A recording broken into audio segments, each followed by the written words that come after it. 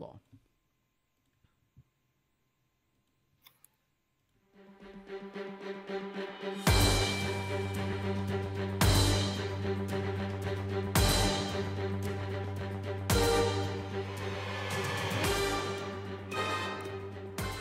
Welcome, welcome, welcome. Bienvenidos sean todos ustedes. I'm really glad to have this particular show because we are going to follow on the track of some previous shows that are more focused on storytelling. And for this, I am really glad to introduce our guest tonight, and he's Lonnie Nadler. How are you doing, Lonnie? Hi, I'm great, thank you. Thank you for having me on the show. I'm very excited to be here. No, it's a real pleasure. We have the chance before to talk with the other part of the one of the most interesting teams, writing teams in comic books, at least in some of the comics that I enjoy the most. And we're going to talk a little bit about that, but also about the connection, some differences, some similarities that you can have when you are writing either for the screen or for the page, or I don't know, because pretty much you can read or watch everything in a screen if it's on a cell phone or something like that, right? Yeah, that's right. It's all over the place these days. Exactly. So remember, if you want some, if people in the audience, if you have some questions, you can send them either via Twitter, Periscope, Facebook, YouTube, wherever you decide, and they will be appearing at the lower part of the screen. And if I think that they are pertinent, I will comment them while we're doing here. So, Lonnie, so the people can have a little bit of the background about the things that you have written, because you have been participating in different media, on films, part television, part on also on doing some research for websites, and also in comic books. So right now, what are some of the titles or the projects that you are working on? Right now, I just finished writing a run on Cable that I did with my writing partner, Zach Thompson. And we're going into write X-Men Black. We're writing Apocalypse in that, starting in October. And right now, our current creator-owned books are Her Infernal Descent through Aftershock and Come Into Me at Black Mask. So that's taking up most of my time these days. And then I have a couple other short horror film projects on the side. And I just finished a feature documentary that's doing a festival circuit right now. So sort of nonstop for me. Yeah, but actually, I believe that that's really good, because I'd rather be busy than just thinking that what idea can I do, but not having where to show it. So. Yeah, exactly. It's good busy too. I have no complaints about it. It's just takes up most of my time. So it's good though. It's what I wanna. It's what I dreamed of doing since I was a little boy. So it's been great. I'm really glad about that. And now that you mentioned, I want to talk a little bit of a topic that we actually were discussing before with Zach Thompson, which is about the horror. And why do you feel attracted to this genre? I think when I was a kid, I was both scared of a lot of things, but I also loved watching anything related to horror. I watched a lot of like Goosebumps and Are You Afraid of the Dark, which was a Canadian horror TV show that I think made it to the United States. And I read all the Goosebumps books and stuff like that. And from a young age, it was just something that appealed to me. And I never really reflected on why I liked it too much until I was in university and got older and started examining more stuff about my tastes. But I think it's a safe way for us to explore fears, and I think fear is something that tells the most about humanity in terms of emotions. Not to get too like binary about it, but fear and love are very important in our lives, and being able to explore fear in all of its different facets, whether it's about something political or sociological or psychological or supernatural, I think it just speaks volumes about who we are as individuals and what makes us tick and what our fears are as a society. So it's just, it seems to be a genre that is constantly evolving, and there's always new fears coming with every era. So it's always a genre that's experimenting, and that's also something that appeals to me. Yeah, and some of the other things. Sorry if I start repeating, so people have a little bit more of context of this, because it's one of the topics that we have discussed before. But one of the most interesting things, or perhaps most appealing things, is that you can focus on a horror story with something that it's supernatural, but also I believe that the most horrific stories are actually something that are around us, something that is like in the regular street with regular people, because it's closer to us. Or where do you find the scariest things? Yeah, I see what you're saying. I think there's value in both. I think the most important thing is whether it's something more grounded in reality, where you're dealing with something like addiction or killers, or something that's real world, or something more supernatural, is whether or not it's the story is grounded in something that the audience can relate to. Because you can have supernatural stories like The Exorcist, for example. I still consider one of the greatest horror movies ever made. And while I'm not a believer in the religious aspects of it, I relate to it because I see the struggle that the mother goes through, the struggle that Regan goes through, the struggle that the priest goes through, and they humanize them all to an extent where their journeys are fully realized. They feel like real people, and it's not just about supernatural elements and trying to scare you, but trying to develop these rich, grounded characters that happen to be existing in the supernatural world.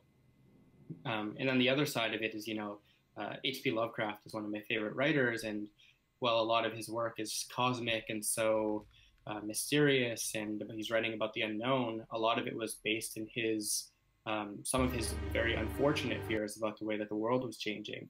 So I think the best horror, even when it is cosmic or supernatural or whatever, it still is able to represent humanity on a base level, and the fears that we have going forward as a society. And one of the things that, as you mentioned, that they also project some of the issues perhaps that we have. And I remember this because I watched it recently. There is a documentary that you can watch right now in Netflix that's called The Devil and Father Amor. It's directed and it was written also by William Friedkin. If people kind of remember that name, well, he was the director precisely about of The Exorcist, and it was kind of interesting because in this case he was focused more on a real story, on a real exorcism. So it was like a kind of I don't know how to say it, of the other aspect of some of a story that he has already mentioned before.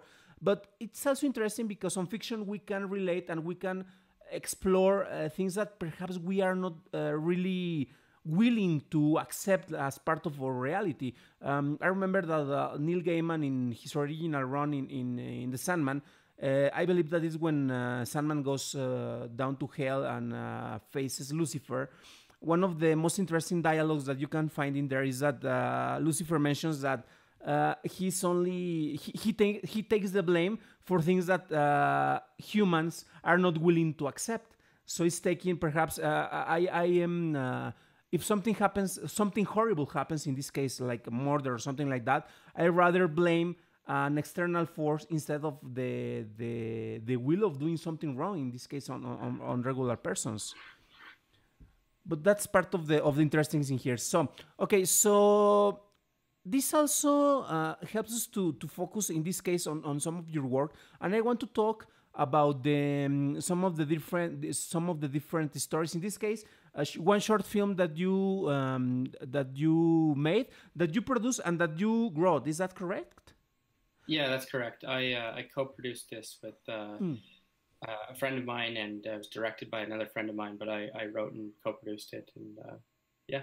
All right, so people, in case that you're interested, you can pretty much just go to YouTube and watch the trailer in this case, and you just look for The Mother of Beauty official trailer, and you can find it in here. I will play it at the side while we talk a little bit about this. And I had the chance to watch the short films, and it's really interesting because going a little bit back, it focuses on a regular person, and we don't have supernatural elements in here. But we have some sort of a struggle, in this case, in the main character. What is the struggle that she has in the story? Yeah, I mean, my goal with the short, our goal, I should say, was to sort of address some of the things we were talking about earlier in terms of horror and expanding the horizons of what horror can be for people, because we've been so stuck in this, supernatural or found footage genre for so long. The two of them, they keep coming up, and we wanted to see something that was horrific for another reason. It wasn't just jump scares and trying to scare you for the thrill of it, but it was something that was deeper than that, something that was human, and something that was, you would walk away after watching it and think of the horrible choices that somebody would have to make, or the horrible mistakes somebody made and had to live with. So it was sort of born out of that. And the film itself is about a young single mother who lives in the forest, and she practices this art called vulture culture, while she goes around collecting animal corpses and then decomposes them and creates art out of their bones. So it's different than taxidermy, and it's about celebrating death and celebrating life and sort of the circle of it. And then she brings a child into the world, and she has to sort of reconcile her love for death with this new life that she's bestowed upon the earth. All right. And one of the, I believe that also one of the most important things, obviously, is the story, obviously the inspiration. I asked actually Lonnie before we started with the interview, where did the inspiration for this story came? So can you tell us a little bit about that? Yeah, definitely. It was my friend Nick Munier, who's the director of the short. We knew we wanted to work on something together for quite a while, and so we would just go out for coffee and talk and find out what we wanted to explore, what we had in common in terms of our tastes. And he told me that he had a friend of his who was, very into this art form called the vulture culture, where, like I said before, it's them going out and finding dead animals and making art out of their bones. And there was just something about it that I'd never heard about that before. And it seemed like a really interesting character trait, and it felt like a rich world to explore, as somebody who sees death not necessarily as a bad thing, and what might happen when they experience different forms of death in their life. So it was just sort of born out of our conversations, and we had so many meetings about it, and I wrote several drafts of the script, and it just turned out the way it did, and I'm quite happy with it. It's a long short film, and then it's 22 minutes, I think, and there's no dialogue in all of it, so it's pretty experimental at the same time. So it's not an easy watch, but I still think it accomplishes what we set out to do in the beginning. Yeah, but don't worry about the no dialogue. In this case, this is sort of like in Mexico, most of the, I don't know, of the films that you can watch at film festivals, either long films or, well, full features or short films. The arty kind of films usually are like very, we call it cine contemplativo, which is where you only look at pictures and you pretty much let the actions do the talking. But in this case, at least in Mexico cinema, it's like a slow cinema where nothing happens. So don't worry, we are used to that. So actually, I believe that they will think that it's a fast paced action short film in this case. Well, that's good to hear. So okay, so we have some comments and some commentaries from the audience. In this case, well, some saludos, greetings to Joel and Ivan. They are watching us right now on Facebook and in Twitch. Erguaso, and he's asking us while we were talking about horror. Do you have any opinion? Do you like the Chucky saga, the Chucky horror films? The Child Play saga. I haven't seen. I think I've only seen the original one and then Bride of Chucky. And the original film, I actually watched it a couple years ago again, and it wasn't as bad as I remembered it. I'm not a huge fan of the series, but I like the idea of creepy dolls, and I think Chucky does that in a very specific and unique way. But the films themselves, they feel very dated and almost like prototypical or stereotypical 80s, 90s horror films. So it represents both the best and the worst of that era, I think. And it's also kind of funny because, well, they have some planned humor. Sometimes it's not so planned humor in this case. Particularly if you compare with films like Evil Dead, which is actually, I love the work that it has been done, and also with the TV shows that unfortunately they have come to an end. But where you can combine this sort of horrific elements with also with black humor in this case. And I believe also that particularly the idea is really good. There is always something creepy about dolls. And when you are like combining the look of innocence or the look of something that it's supposed to bring you comfort, and then you embed it with the feel of danger, you can create something particular. It's also something that I believe has in common in this case with the Mother of Beauty. Yeah, I think Chucky series is interesting because, like you said, it does mix horror and comedy in a way. It sort of embraces it, especially as the series went on, which a lot of other series they tend to not do that and try to remain scary and serious. And that balance of horror and comedy is it's very difficult to pull off, and few films are able to do it. So I definitely respect the series for trying to manage that balance. All right, so there you have it, Erwaso. And before talking about some other of your work, in this case, I have a commentary about some brighter topics, perhaps, or not so horrific, to put it one way. What is your preferred format for writing? Because you can write, in this case, for comic books, you can either use, well, your own format. You can have like a literal script format, or you can have like a technical script, which is more similar to the ones that you use for movies. So what's your preferred format for writing? Um, in terms of like different mediums, like film or Um, comic books, or in this case, sorry, I didn't explain myself. When you have an idea and you want to write it, do you immediately think like, oh, this can work for a film? So I rather start writing like for a film, or you just write like prose or something like that? right, right. That's a very interesting question because it's something I've thought about a lot because I move between mediums so much. And I think for me, it's always about when I come up with an idea and start developing it, I'm simultaneously asking the question, what medium would be best to tell this story in? Because every medium has its own benefits, and everyone has its own costs where you have to give up certain things in them.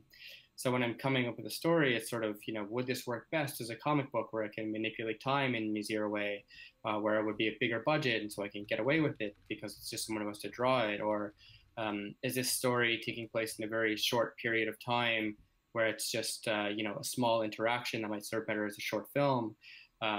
Or is this something where I really need to get inside the characters' minds and explore them for the audience to understand it, so that would be better as a prose or a novel or a short story? So I'm always trying to figure out how the medium that I'm using can complement the content of the story.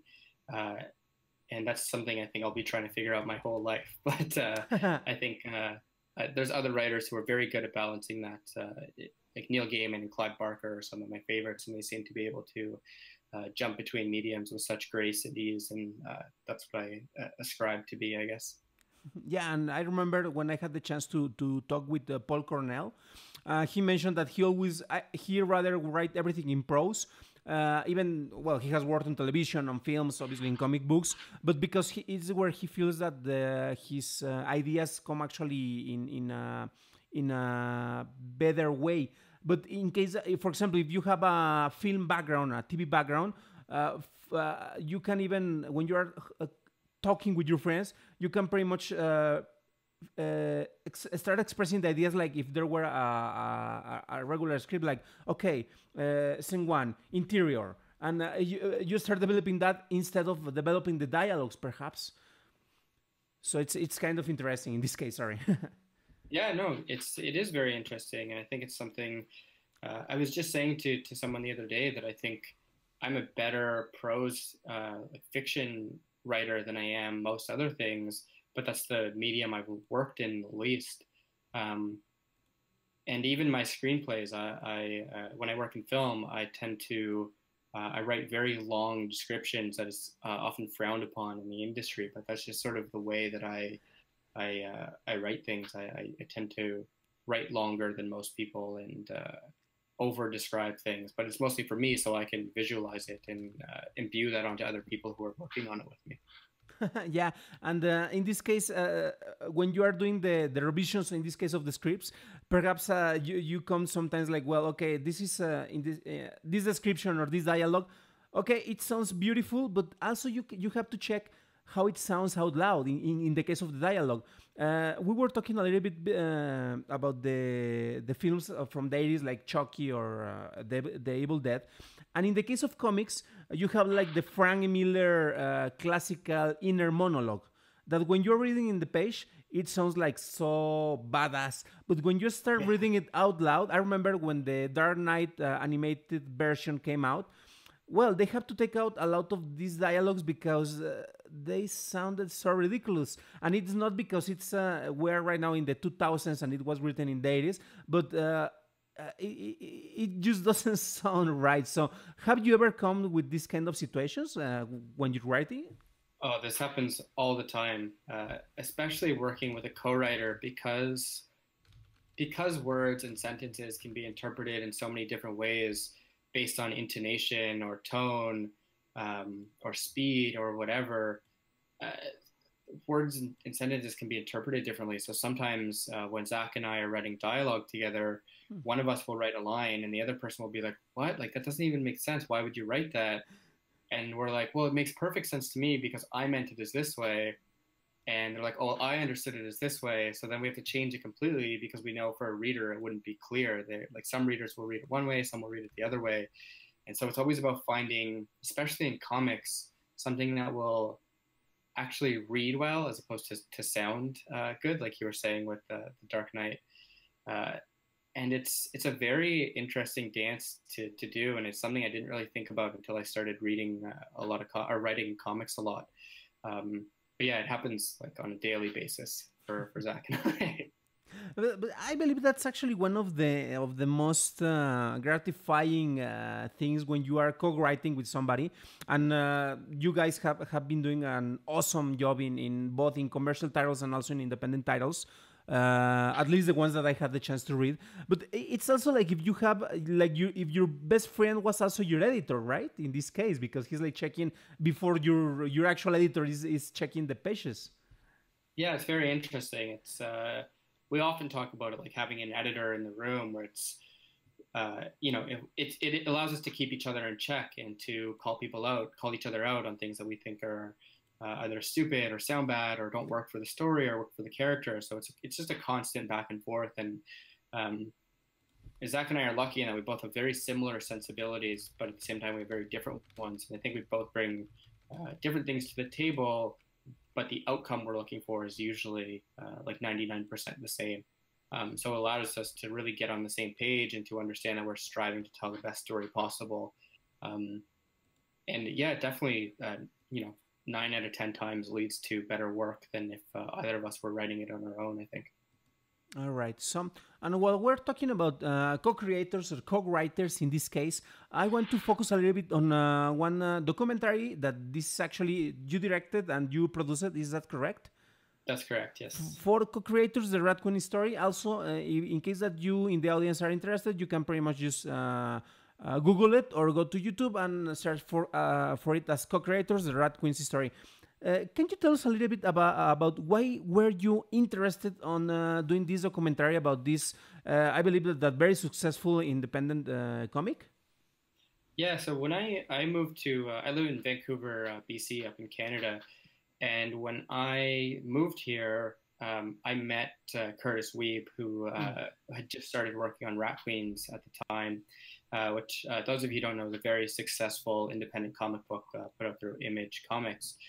And I'd met with Curtis a couple times just because I'd talked to him once or twice online, and he asked me if I wanted to, grab a coffee or whatever and talk about comics. And as I sort of got to know him a little bit, Rat Queens just started blowing up as a book and becoming so popular. And I was desperate to work on a documentary and to direct my own film. And he didn't live too far from me, so it was just sort of this. I had access to him, and he was so open to me filming it and following the story. And it was originally going to be a story about independent comic book creators in general, and I had planned interviews with a number of other creators who were working on Image books. And but the more I started following Curtis and Rock, the more the story became about them and the trials and tribulations and all the messiness of their of the book and their working relationship. So I sort of veered away from going towards other creators and just focused on the two of them, and mostly Curtis. And it's part of, I believe that most of filmmakers can relate to that. I remember that in case that you like the Mission Impossible films, well, obviously the latest one, it has been doing the rounds in the public opinion.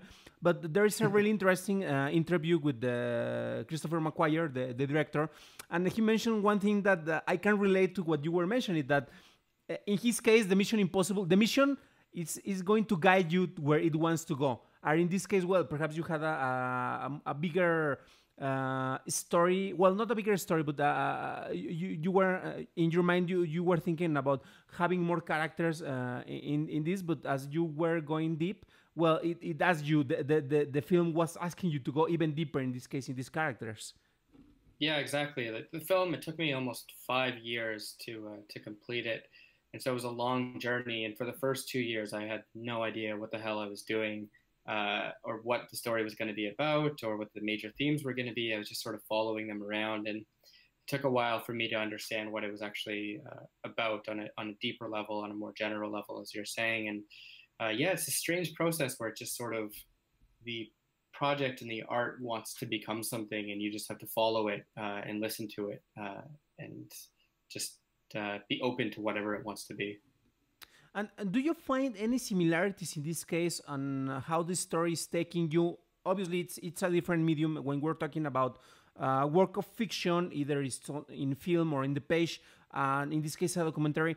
Do you find any similarities in this aspect where the story is telling you where to go, as we mentioned in the documentary, when with the written page, or it doesn't happen? No, there are similarities in terms of, especially with nonfiction, when I'm doing either journalism or documentary work. When you're working on it or trying to tell the story, the same rules of storytelling sort of apply, where you need to captivate the audience, and you need to there needs to be a plot, there needs to be peaks and valleys and ups and downs, and there needs to be turns in the narrative. So crafting it is similar, but when you're working with real life, it's the difference is these are real people, and you have to be very sensitive about the fact that these are people who exist, who have lives. And when in fiction you can run your character up a tree and burn it to the ground and destroy them as much as you want, in a documentary or journalism piece you have to be more sensitive and make moral decisions, which you don't have to make quite as much when you're writing fiction. So that's the biggest difference for me. Mm-hmm. And even when you are like when you have inspiration, in this case for a work of fiction, but perhaps some of the characters are like really, we could even say on your face, like, okay, this is an obvious reference, I don't know, to Donald Trump, to put one example, or to the Prime Minister of England, or Canada, or Mexico, I don't know. Even if you have like this kind of direct references, you also have to be like kind of careful, unless you actually want to do well. Not to get sorry, I'm forgetting the words. Not that you want to put them in a difficult position, but after all, you are talking about person, even when they are fictional characters. One more question that we have, I have about this. Well, we have been talking a little bit about some of the similarities, some of the difference that we have in these mediums, and in the case of the script, the first script. Do you write the story just as an idea, or do you actually do it like in the script format? For the documentary? In this case, yes, for the documentary, because well, a documentary perhaps you usually write the script until you have finished the editing. Yeah, so it's documentary is interesting. There's a few ways to do it, and this was my first feature documentary, so it was a lot of trial and error and sort of figuring it out as I went along. But I made a rough cut of the film that was sort of just everything I thought I might want to be in there, and it was like 3 hours and something. It was quite long. And then from there, I actually transcribed everything myself and some other people who worked on the film. We transcribed every word that was said and all the scenes, so it looked almost like a screenplay. And then looking at it that way, we looked at it as more like a traditional story structure, and we're able to cut things out or see where there was repetition or things that didn't need to be there a lot easier because it was on a page instead of just looking at clips and trying to decide what goes where. So yeah, that's as far as we went in terms of like making it more like a screenplay, but it's such a helpful exercise in documentary work to actually get it on a page and be able to see it in a different way than you would just watching the footage. And how many hours of footage did you get in this case for the co-creators documentary? Uh, I 500? I don't know. How is it? So I don't know how many hundreds of hours. I would say we probably have somewhere between 30 and 50 hours of Oh, footage. all right. And the film itself is an hour and a half. So it was a lot to sort through and sift through and see what's valuable and what's not. Especially the earlier stuff, I was just shooting like literally everything. It was just anytime I would go film Curtis. It was like the camera was just rolling constantly because I didn't want to miss anything. But that was me just being a young, sort of naive director and being very anxious about it all. But as I went along, I got more strategic, and it was very helpful in the editing room later on. Yeah, and actually, you will be like, okay, so perhaps we can do this not every day, but what if I only go like on Saturdays for a couple of hours and we plan it a little bit? So, Yeah, exactly. I wasn't so frantic about it. Where I was like, I need to shoot everything. So yeah, as the 4 years went on, I simultaneously got smarter about it and lazier, I think, too. So okay, I see. And okay, taking a little bit of this topic, but now we're going to talk a little bit more about comics, particularly about Her Infernal Descent. And one of the topics that I love about this, well, you are doing a new version, to put it in one way, of the Divine Comedy. But if you could do a documentary about any person, alive or death, artist, I don't know, an artist, not necessarily from the comic books, it can be a painter or something. Uh, who would you go travel to time and visit, or doing it right now, traveling to space? Who will be like your dream project in this case? that's so hard. I That's know. so hard to answer. My mind went to like 10 different people. My mind always goes to literary figures for some reason, Okay. writers. Um, the off the top of my head, the ones that came to mind were Edgar Allan Poe, Hmm. Mary Shelley, and uh, and who's the other one? I don't remember the third, but oh, it's H.P. Lovecraft, because they're Hmm. also, we know so much about their lives, but like to see it documented without it being a secondary historical source, especially for someone like Mary Shelley, who was, um, you know, for all intents and purposes, she's the mother of uh, horror fiction and science fiction, and that was coming from a woman at that time, at the turn of the century, would have been so fascinating to see. And that she wrote Frankenstein when she was only like 17 or 18 years old is just, it's just crazy to me. And to be able to talk to that person and interview them and capture their life, I think would be something like nothing we've seen before in terms of documentary work. And also, it's kind of interesting because right now we have a lot of ways where we can document. I mean, even with your cell phone, if you met someone, perhaps you want to take a picture, a selfie with this person, or perhaps you want to record a greeting, a phrase, or something like that. But at that time, it was like. Let's remember that one of the main revolutions that we have as a human species is the fact that we have the printing word, because that way you could transmit your ideas to somebody who is not in the same place and not even in the same time. So it will be also interesting. In this case, I love the works of Mary Shelley. And if you go back at her time and you are like, well, no, I only want to talk a little bit, and then you pull a recorder, not even a video camera or something like that.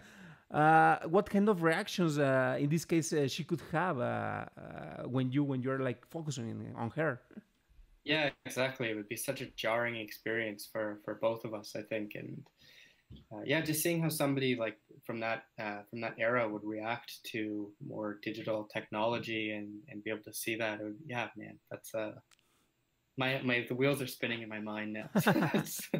And actually, it's kind of funny because perhaps for me it was kind of an easy question, but I saw that it wasn't, because for all the reference that you guys have put in Her Infernal Descent, which actually is the moment to tell people that tomorrow on Wednesday will be released the issue number 4, I believe. Yes, that's right. the number 4 for her Infernal Descent. So remember that you can buy it on physical or also on digital. And I strongly recommend this series. I even in the other show that we have in Destripando, which is a podcast focused only on comic books, we have been recommended this title even from the very beginning for issue number 1. But I thought that perhaps you would like to go and follow some of the characters like Agatha Christie or William Blake, or but it wasn't your answer, so it was like, oh. I love William Blake, and he's someone who would be interesting also because he lived quite a private life, or Franz Kafka also, who lived a very private life. But it would almost feel invasive for some people like that. And I'm not a big Agatha Christie fan. That was more just like a character decision. But yeah, she would be interesting too. And another person I thought of would be someone like Salvador Dali or Francis Bacon, the painter. Just to be able to see, intimately see their studio and stuff like that would be very, just so rich visually, I think. So that would be great. So there you have it. Well, remember that tomorrow you can also check, as we mentioned before, it's published by Aftershock, and also it's written by Lonnie Nadler, Zach Thompson, and with the art from Kyle Charles. So, and we were talking about the question that I made about somebody that you would like to interview. I was remembering perhaps about the old Greek philosophers, because I believe that it was Socrates who didn't like actually that his word was kept on the page, not exactly on the page, but he didn't like that his word was written, because he mentioned that made people lazy. Because you have to exercise memory, and it was one of the values that he actually had on a higher level. So do you think that in this case, when we're following different figures, like in a documentary, how do you think that these pieces of art will be looked in the future? Do you think that it will be more like, perhaps it's something that, because people in the 2000 were recording themselves all the times, or do you think that there's still a place in the future for these particular places, like the documentary films? That's such a difficult question, because, like you said, people were when printing press came out, and when the advent of it came out into the modern world, there were so many fears around it, and people worried about it ruining minds and stuff. But now we see reading as something that enriches minds, and there's still so much stigma against like television or against video games or comic books, and to know how that's going to be looked at in the future is hard to answer. But I certainly hope we're still reading and still watching things in the future. I think there's a danger in terms of what the content is that we're consuming and how much of it we're consuming. But I think there's a lot of merit in consuming different types of media. Obviously, I love film, and I'm a diehard film fan. So if it went away, I'd be very, very sad. Yeah, and I can understand why. Well, we're pretty much reaching the end of this transmission. Let me check if we have some questions. We have Chris Mendoza via Facebook. She's just saying hello. And also Antonio Camarillo and Blanca, they are also sending hello in here. And Joel is saying, this perhaps is a comment because he's just commenting about something else. Sorry about that. So I was just rambling around, as it's my the way that I do things. Sorry about that. Okay, so in case that people it's interesting about your work, where can they reach you? They can reach me on Twitter way too often. My Twitter username is at @lon_monster. I'm there all the time, so you can feel free to message me there. And otherwise, I try to stay away from most social media platforms, but I'm there all the time. So you can reach me there, and then all my work is available on Amazon or wherever you do your book shopping. Just search my name, and you'll find it. All right, so there you have it. It's really easy to find it in Twitter. Also, you will find some links in the post where this video has been published. You can find some reference to Lonnie's articles in Vice, also to the short films. You can find in there the dress for some of the trailers. And also tomorrow we will be having here the downloadable audio version in case that you want to have it in your podcast. Remember that you can subscribe and you will find it pretty much everywhere where podcasts can be listened. So we're pretty much reaching the end of the transmission. And Lonnie, thank you so much for your time. I know that you are really busy writing a lot of stuff. You are working right now, like, I don't know, like 5 or 7 different titles, and also the other stuff that you are doing. And man, I just want to present my respects, because the work that you guys and that you particularly are doing, it's excellent. So it has been a real pleasure talking with you. Oh, thank you very much. Thanks for having me on the show, and thank you so much to everyone that listened.